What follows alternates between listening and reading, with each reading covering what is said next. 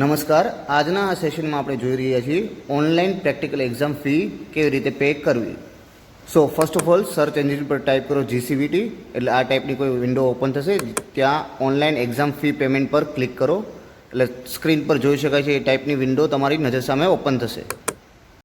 ત્યારબાદ as per your 10th marksheet યા તો ફિર leaving certificate પ્રમાણે તમારી ડિટેલ એડ કરી દો, તમારો એનરોલમેન્ટ નંબર એડ કરી દો અને તમારું ઈમેલ આઈડી.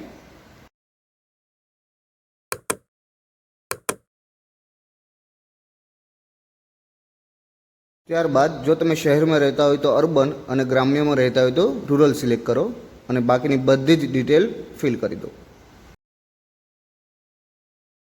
ત્યારબાદ સિલેક્ટ સ્કીમ પર જઈને તમારી સ્કીમ ચૂઝ કરો. જો તમારી બેચ NCVT હોય તો તમારે CTS એફિલેટેડ સ્કીમ ચૂઝ કરવાની છે. ત્યારબાદ તમારી ITI અને ટ્રેડ સિલેક્ટ કરો.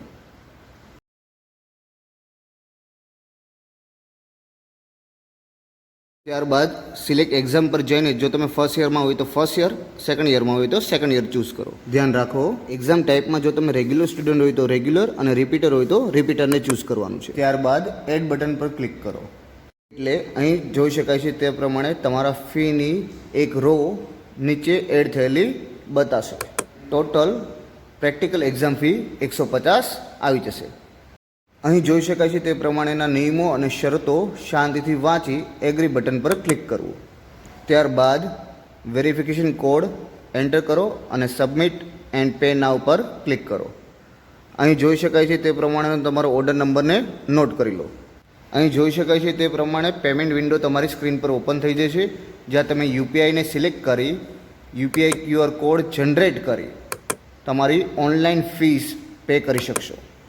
ફીસ પે થઈ ગયા બાદ આ પ્રકારનું કોઈ નોટિફિકેશન તમારી સ્ક્રીન પર આવશે અને ત્યારબાદ તેની પ્રિન્ટ રિસિપ્ટ પર ક્લિક કરી એક્ઝામ ફી પેમેન્ટની રિસિપ્ટ સેવ કરી લેવી.